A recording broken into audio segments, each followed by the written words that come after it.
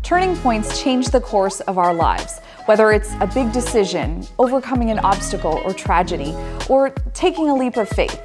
These stories of inspiration and resilience are what Turning Point is all about. Hello, everyone, and welcome to this week's episode of Turning Point. I'm your host, Priya Sam, and today I have the pleasure of speaking with Camille Dundas. You might recognize Camille from episode 25. She interviewed me about my turning point, and today the tables have turned. Camille is a racial equity educator specializing in anti-racism and allyship, and she recently released her first online course. Now, how she ended up doing this work is part of her turning point, so we're going to hear the whole story today. Welcome to Turning Point, Camille. Hi, Priya. Thanks for having me. Yeah, it's so great to have you. I always enjoy our conversations, so I'm really excited to share this one with all of Turning Point's listeners and viewers today. Anyone who heard our conversation before in episode 25 might remember that you also have an extensive background in journalism. You are the co-founder of ByBlacks, an award-winning online magazine focused on telling the stories of Black Canadians. And before that, you also worked in traditional media like I did. So I guess my first question for you is, do you remember how you became interested in journalism? Oh, I can't remember ever wanting to do anything else. I was one of those rare focused children. It was always going to be something with media. The only other thing I would have been, I think, was an author. I started off wanting to write books from the very first time when we were in elementary school, sitting on that blue carpet with the librarian holding up the book and like reading the books. I was like, oh, this is what I want to do. Like, I want to write one of those.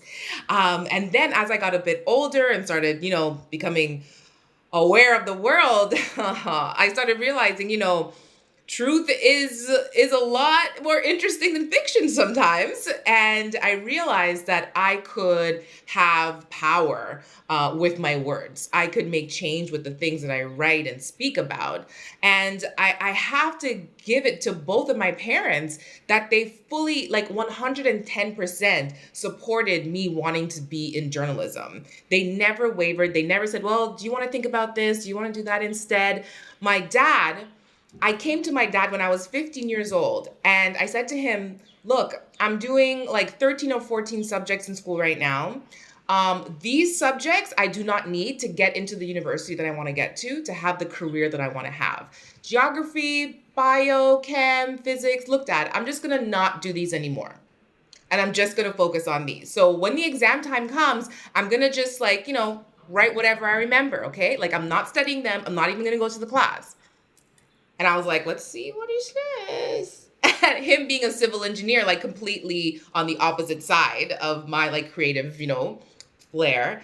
And he was like, okay, I get it. And he allowed me to do this at 15 years old. Okay. So I intentionally failed like half of my classes. And it was so empowering, I have to tell you, at 15, because I went into the exam, I wrote my name, I wrote whatever I remembered on the periodic table or whatever. And I was like, peace, I'm out. Later. And the teacher was like, what do you mean? What do you mean you're leaving? I'm like, yeah, I'm done. And I walked out. And my mom, she, allowed me to read because creatives just need time to get lost. And she shielded me from like having to do any chores, like learning to cook, which kind of backfired on me.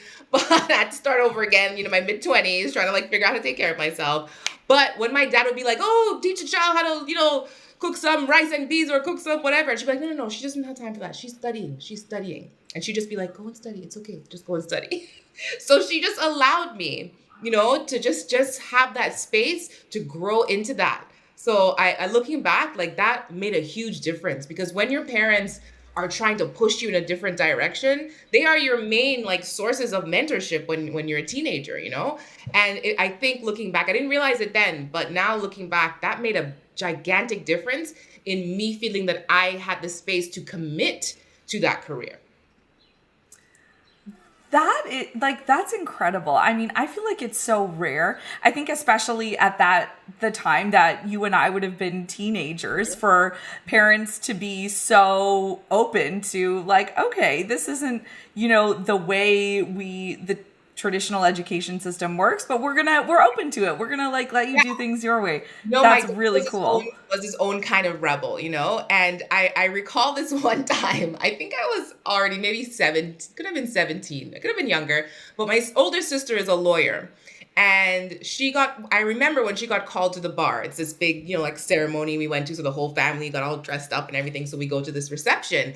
And one of her colleagues, this guy, he comes up to me and he goes, "Oh, are you going to be a lawyer like your big sister?" And I'm like, "No, I'm going to be a journalist." And he laughed in my face and he's like, "That's not a profession." And I felt so terrible. I remember going to tell my dad, and then my dad looked at me straight in the eye. My dad goes, "Fuck him."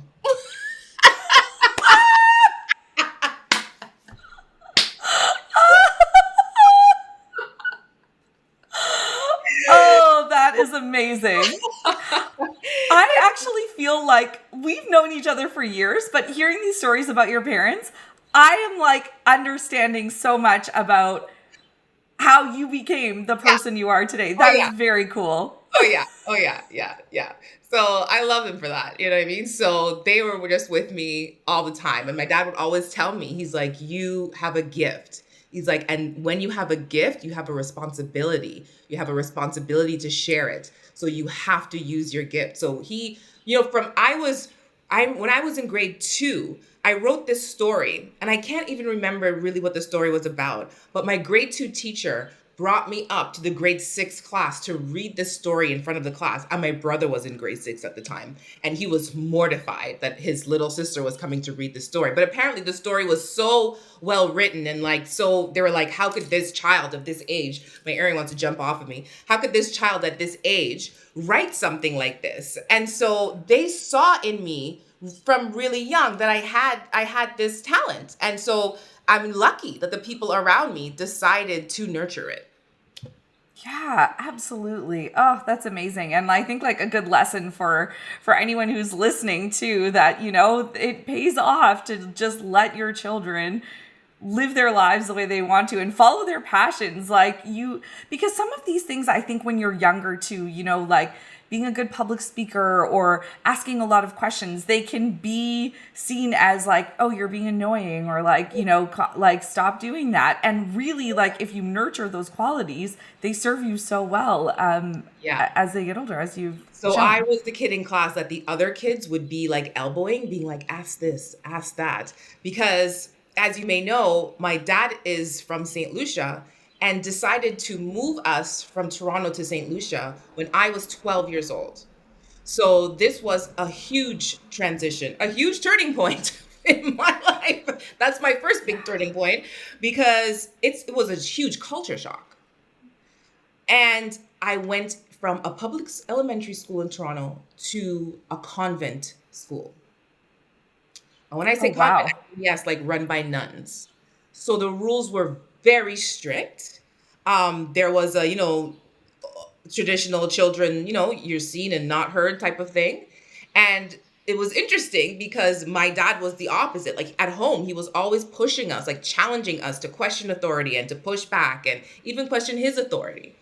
And so coming into school in the opposite environment, it was a little confusing, but it led to some interesting conversations at my house, and about religion and about organized religion and about authority and about hypocrisy. So these are things at 12, 13 that I was exploring, right? When I was 12, in my first year at that school, I challenged like the nuns on where they lived, because they were like, "Oh, like we take a vow of poverty and we do this," and I was like, "Yeah, but there's a huge like mansion on the property of the school, on the campus. Like, what's up with that?" And I get suspended for that. So then I started to see very young how when you push back against authority or when you start to ask difficult questions, what the ramifications are. So it's from very early on that I was experimenting and exploring hard questions. Wow, yeah. So you moved to St. Lucia when you moved from Toronto to St. Lucia, you said when you were 12. And then how long were you there before you came back to Canada? I stayed there until I was 21.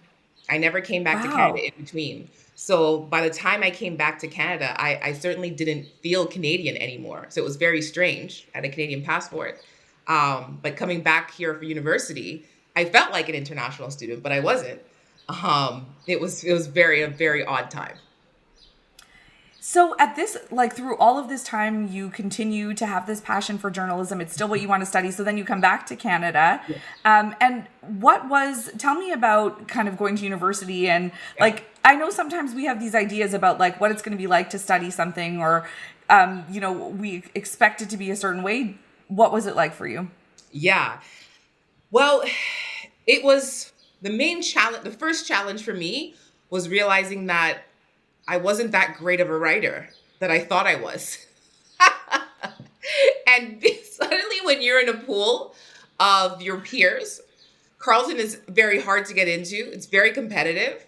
And you're with other people who are as good as you and better, you start to realize, oh, wait, you ain't the shit. You got to step your game up.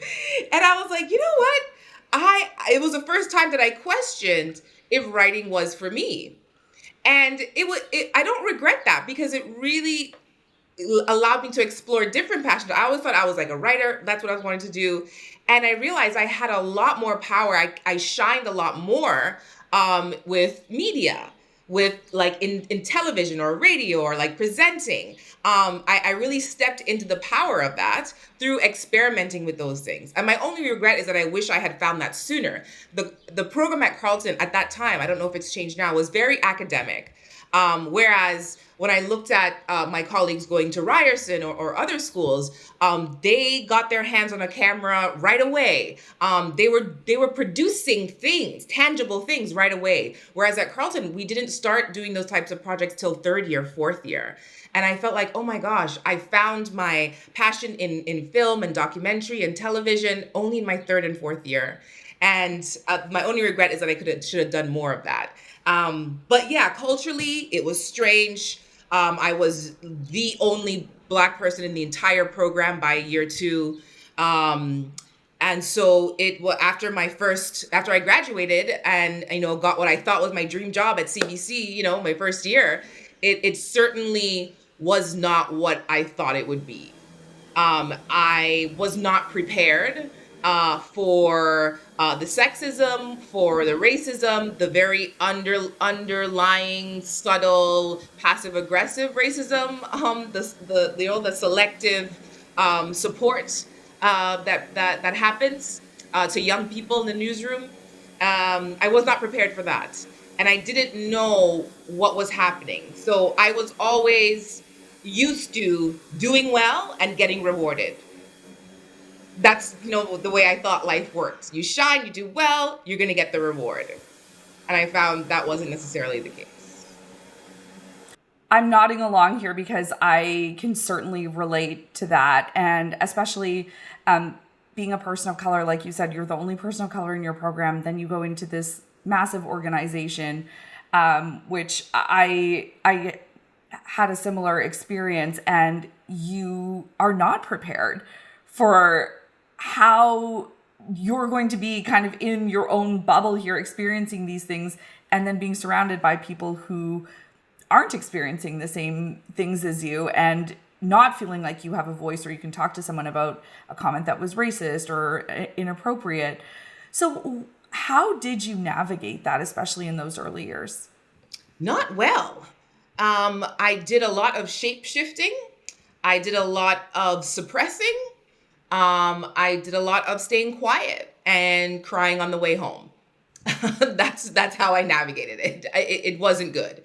I would be at a pitch meeting and hear sort of like these older white, producers and reporters, pitching stories in a way that to me were just obviously biased and racist. And I would look around the room and be like, is anyone going to say anything? Like, are we just okay? And I'm the youngest there. I'm the only Black person there. I'm like, okay, I guess I'm not going to be the one. If no one else is saying anything, I'm not going to say anything. I don't want to rock the boat. I don't want to be the one to raise, I don't know anything. I'm the newbie. So the turning point there for me came when I accidentally found out that I was a quote unquote diversity hire. I didn't know that the program I was on was a diversity initiative, which I have no problem with. I think that diversity initiatives are very useful. However, that was a prime example in what happens when you try to tick boxes without making real organizational change. Because the attitude towards that program from the rest of the people I was surrounded with mostly was, oh, they're just here for that program. Just like deal with them. They'll be gone in a year. That was the attitude, right? It wasn't like, oh, these are the best of the best from this school. Let's support them. Let's mentor them. Let's give them opportunities. Let's help them to shine and grow, et cetera, et cetera. That was not what I got. There was no support. There was no, mentorship. There was no check-ins. In fact, no one even bothered to tell me that that was a program I was on. They just kind of assumed I knew. I found out by accident. And it was devastating for me because at that age, I didn't even know what a diversity initiative was. I didn't know about any of these things. It's my first job. And it made me question whether I belong there. I was like, oh, so I'm just here because I'm Black? Like, am I like the best person for this role, internship, whatever it was? Or am I just the best Black person? Mind you, I was the only Black person. So I'm like, oh, this earring does not like me. Okay, we're going to be done with the earrings. Sure. Today. And so it was devastating, I won't lie. Very devastating. And so I went to the only other Black person I knew there at the time, who I felt comfortable speaking to, was an instructor that I had who happened to work there as well. And he had been an instructor at Carleton. And he doesn't even remember this conversation. I went back a couple of years ago and I'm like, you really helped me through this. And he's like, I have no idea what you're talking about. But it was like a huge moment for me. But he was just, give it to me straight. I went up to him and I'm like, what do I do? I just found out about this. He's like, that may be, your foot in the door, but that's not the reason you're here. He's like, dry up those tears, go back to the newsroom and show up. He's like, get to work. And I was like, okay. I would like to tell you that, changed everything for me, but it really took me years to rebuild my self-confidence, my esteem, and it took me years to get back to a place where I felt like I belonged in the newsroom.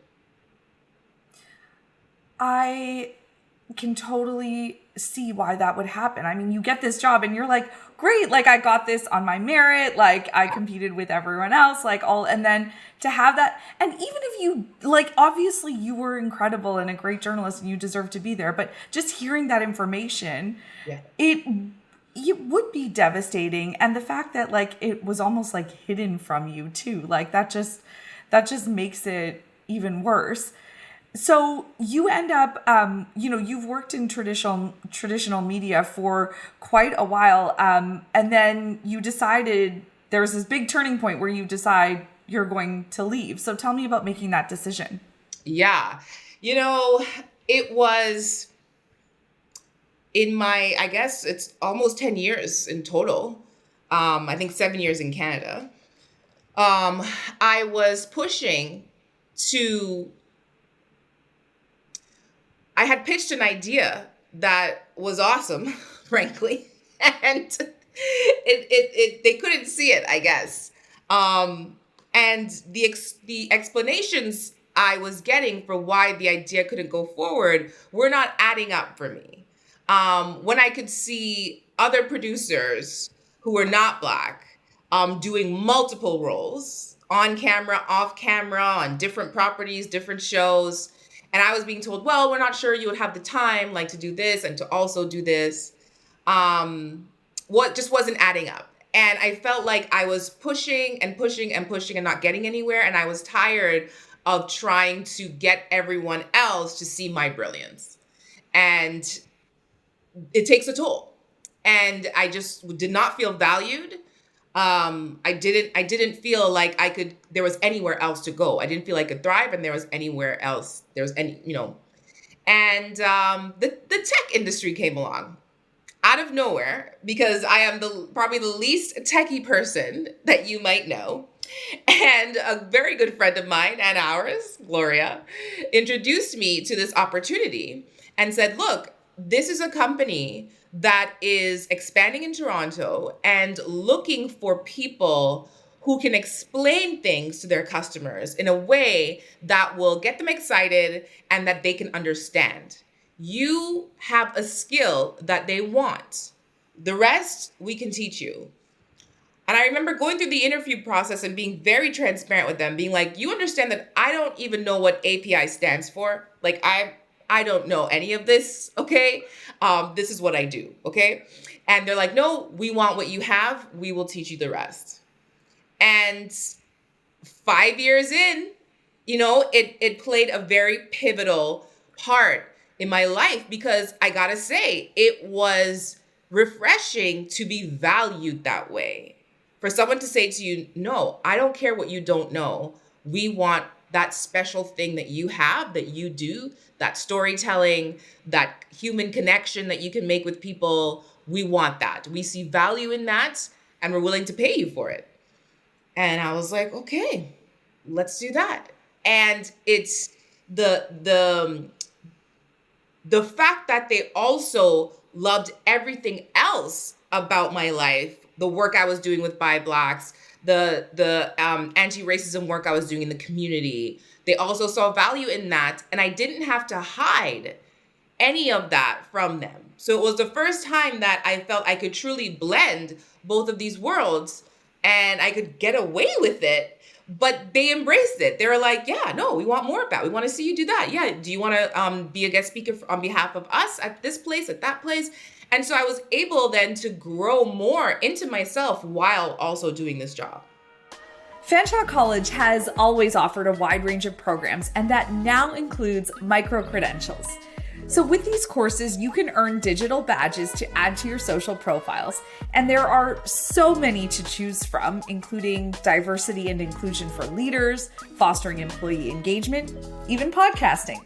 Those are just a few of the options, and the best part is that they are all verified by Fanshawe College, a trusted institution that is a leader in part-time adult education. You can find out more about Fanshawe's micro-credentials at the link in the show notes.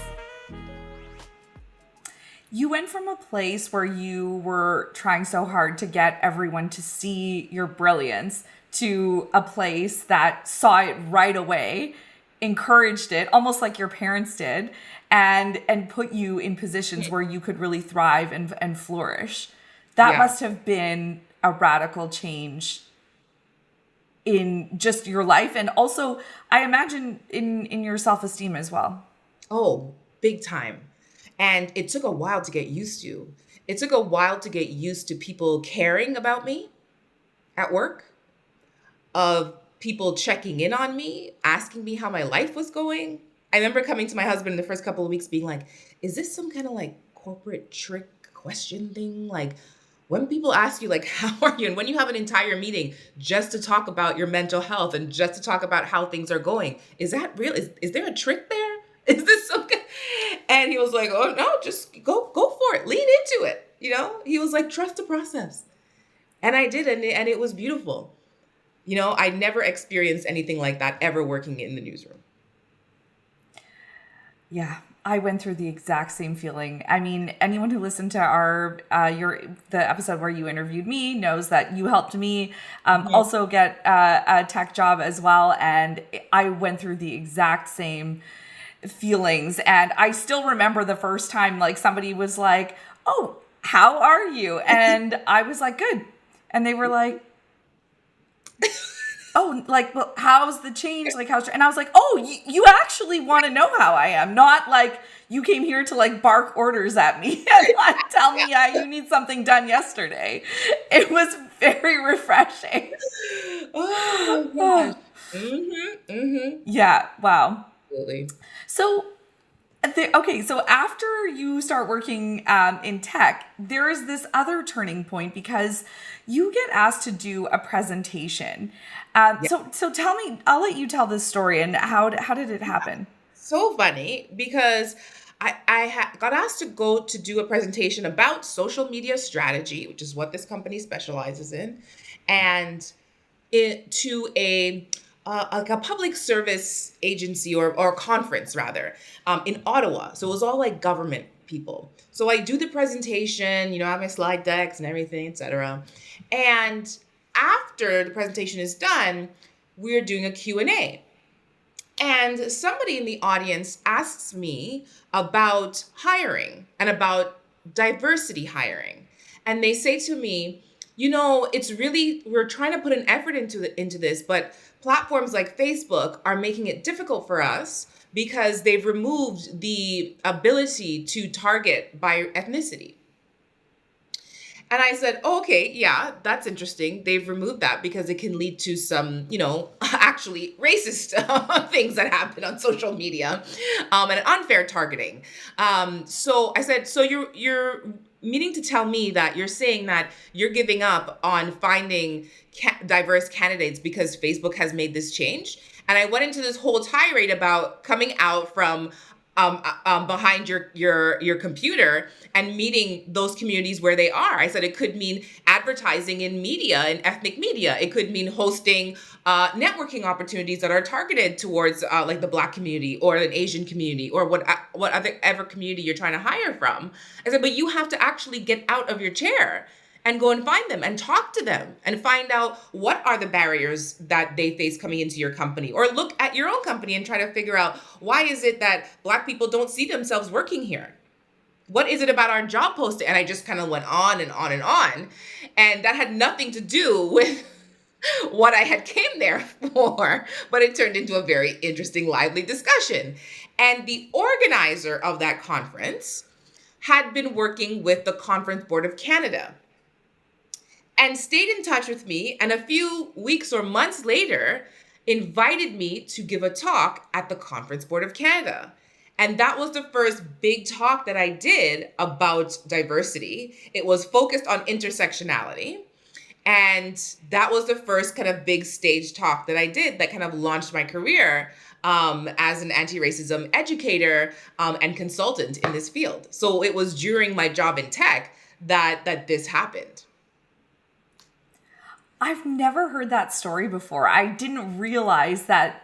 I knew there was a presentation that had changed everything, but I didn't realize it wasn't the presentation itself, but really what had happened during the discussion. So yeah, so this really, like, this turning point does change everything for you because you start doing lots of keynotes, workshops, presentations about diversity, equity, and inclusion. You've worked with a lot of big companies, a lot of global companies. Yeah. So as you've started to do more of this work, what would you say is kind of the main goal of the work you're doing now? Yeah, it's interesting because I feel that even in my role in media, my end goal was always to educate people. When I was writing a story, my end goal was always like, I want people to know X. I want people to know this. And I want them to feel this. And it's the same goal.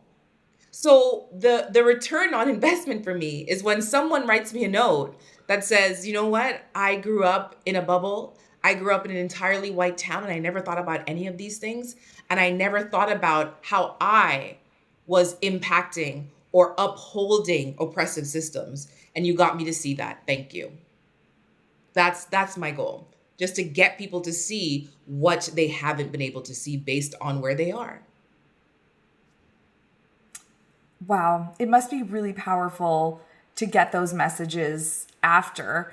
I wonder, like, in some of these workshops, are there moments where you actually can see like the light bulbs going off for people? Oh, 100%. It's been really interesting doing things on Zoom, but I've started going back in person. So you really get to see up close people's reactions and how they're taking in the information. There's a lot of reflection that happens. And so I've learned actually not to take silence as though they didn't like the presentation, but the silence is often like, wow, that's a lot to think about, or wow, I never thought about it that way. So it's certainly been interesting. There was this one man who, when I walked into the room and I started the presentation, maybe about 5 or 10 minutes in, this white guy, and he said to me, I've been told by people that I don't have an opinion on these things because I'm white. I'm like, really? I said, okay, well, what are you sharing when they say that? He's like, well, I'm sharing about when I've experienced racism. I'm like, okay. So I knew that would derail the entire presentation. So I let that sit. And so I continued on. And then during the break, without fail, he comes up to me and, starts chatting. So I asked him, a little bit more about his life. And he said, well, I grew up in such and such a place where in my high school, I was the minority. All of the kids that I went to school with were mainly South Asian. And I was the only white kid. I'm like, okay. He's like, and I got bullied and tormented and et cetera, and, chased home from school and yada, yada, yada. And I'm like, okay. I said, I want you to consider this. I want you to consider that what you experienced was in fact bullying, but it was not racism, because you being the only white kid at that school did not limit your opportunities in life, did not have an impact on your ability to walk into a room and be assumed to be the person in power when you grow up. But being the only Black kid or the only South Asian kid in an all-white school, a counselor is more likely to say to that kid, oh, you want to be a lawyer? No. Why don't you consider a trade? Why don't you consider, looking at mechanics? The school counselor at your school is not looking at you at the only white kid and saying, yeah, you know what? I don't think that you're going to make it in XYZ in finance. I think you should try this. No, they're not doing that.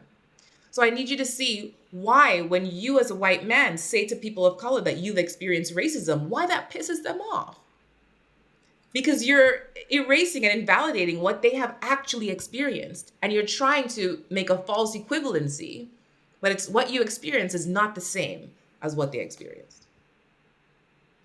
So it's tough conversations like that, Priya. He didn't react at all. He didn't say anything, which is a good sign to me. He just nodded and he said, okay. And he went back to his seat. And I could just see him reflecting on that. And I said, it's going to take him a couple of days, because this is the story that he's told himself and carried with himself all his life, that he's a white man who's experienced racism. And that is doing something for him. It's helping him to see himself as infallible, and it's impossible for him to contribute to white supremacy, to uphold oppression. He's a good guy. I've experienced this. I know how you feel. I'm on the sidelines of this. It allows him to distance himself from these issues and from doing anything to help to dismantle these systems. Those are tough conversations to have. So this first presentation you did, which was on a whole different topic on social media, and then you started talking about diversity and inclusion and hiring practices in the Q&A. Then you start getting asked to do more of these presentations. It's like, as I talk to you now and I hear your passion for this work, it just seems like, of course, you're doing this work. But at the time, did you know how impactful just sharing your story and sharing your experiences and thoughts, and now, of course, your expertise in this area, did you have any idea how impactful it would be? I don't think so. I think I was just trying to do my best and try to get some joy out of it, which was in educating people. But it's only when people would come to me with feedback that, I realize, hey, I think this is kind of making a difference. If at least, one or two people in a group start seeing things differently, I think that's helpful for all of us. Was there a moment when you realized, like, oh, I am having an impact here? Or was it kind of more of a gradual thing that happened? I think the first time when I got some harsh pushback from a participant in a workshop, and I was able to get them to turn around by the end, was kind of a moment for me, when I had one man who was the leader of this team I was presenting to, and he said, oh, this is fine, but this doesn't apply to me. I do not have biases. All of these guys here are like my kids, right? Which in itself was problematic. But he was convinced that unconscious bias exists, racism exists, but not with me.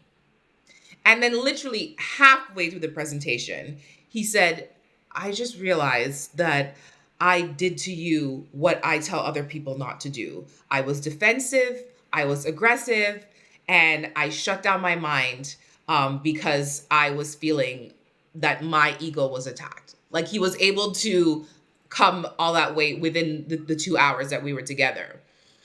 So that was very interesting to me. And I think that it's because, I do create a level of trust and safety at the beginning of the sessions where I don't want people to feel judged or guilty for anything they've said or done in the past, because I share the very ignorant things I've said and done in the past before I knew better and could do better.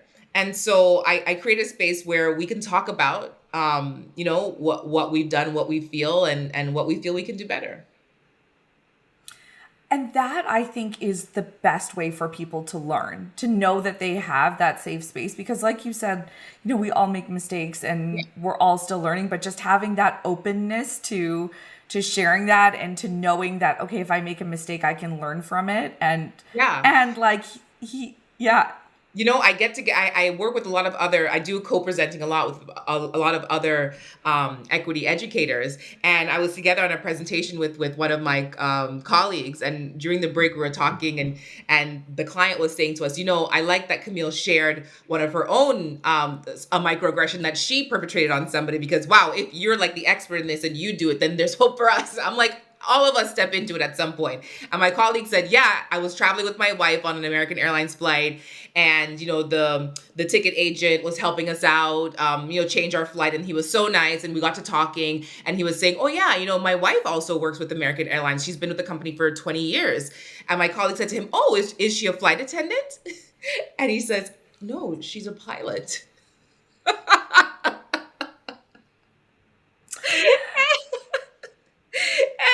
And his wife said, nice move there, Mr. DEI consultant. Nice move.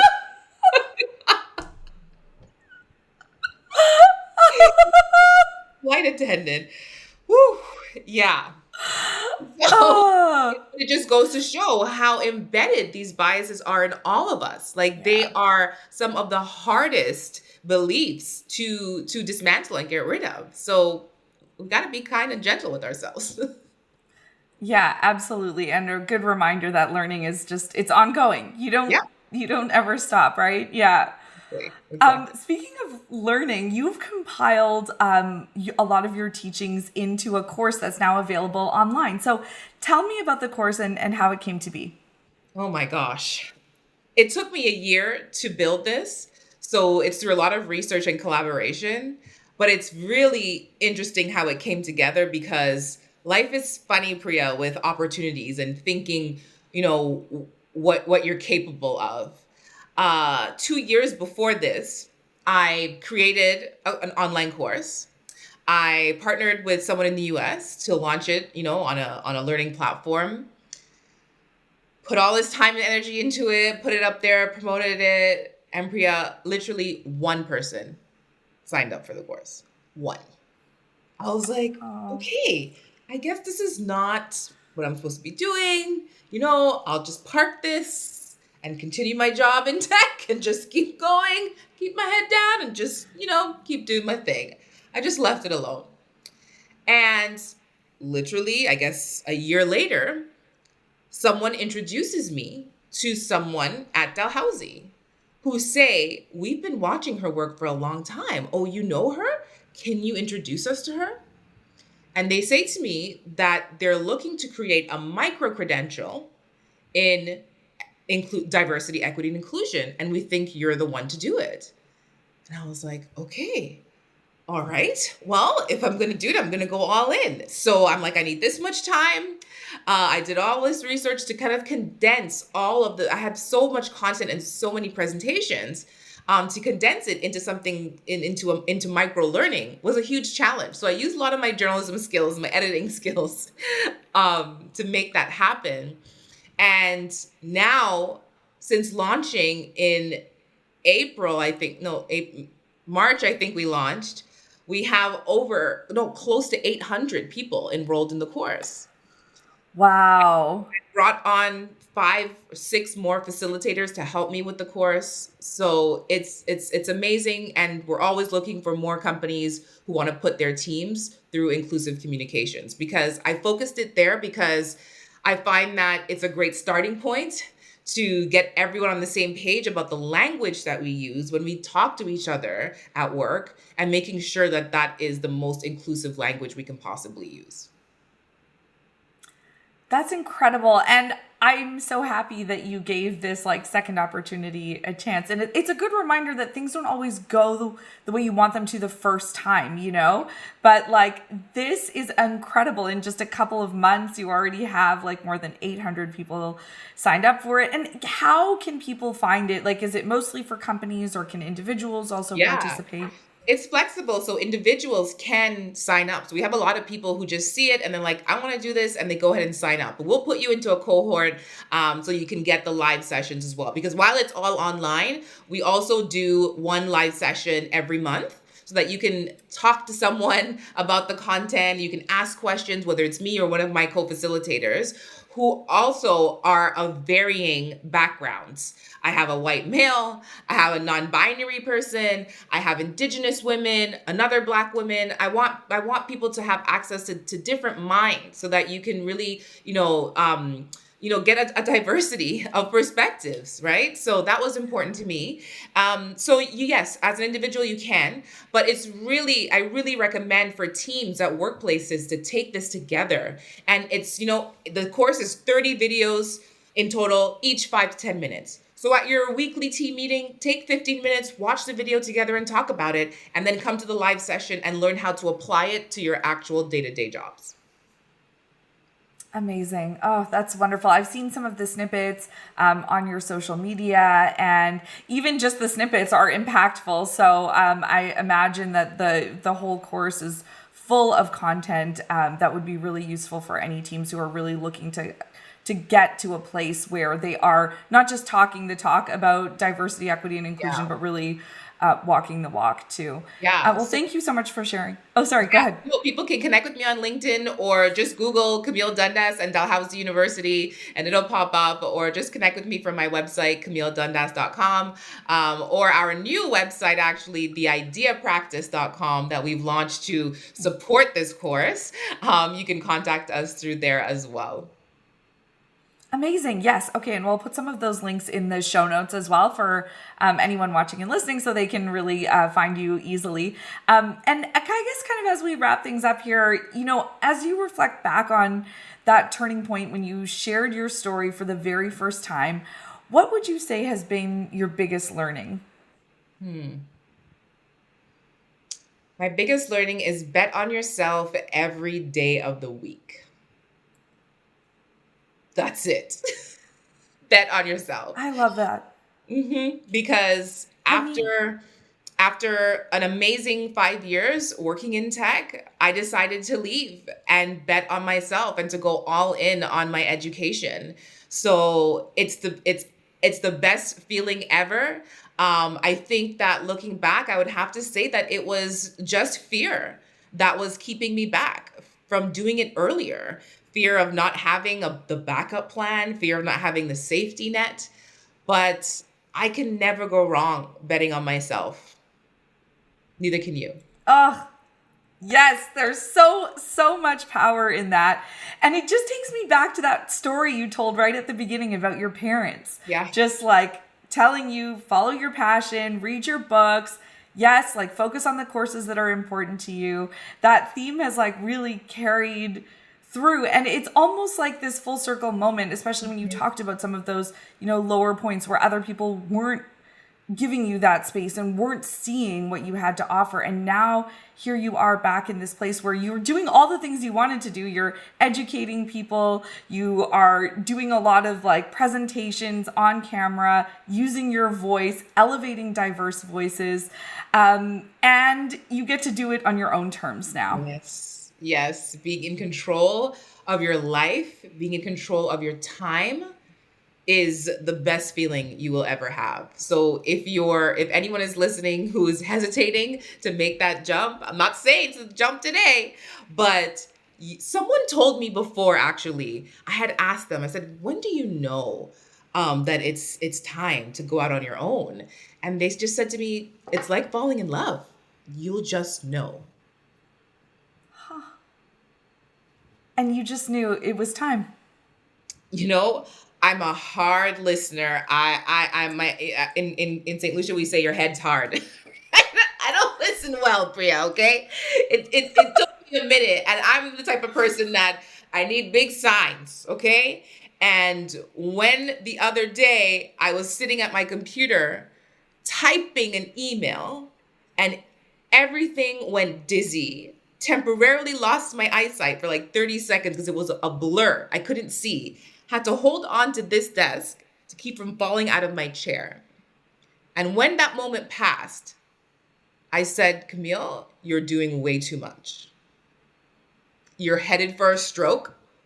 You're running yourself literally into the ground, trying to do all of these things at the same time. Look at the things in your life that are bringing you the most joy. And I had to admit that talking about software wasn't one of them anymore. And so I had to let it go.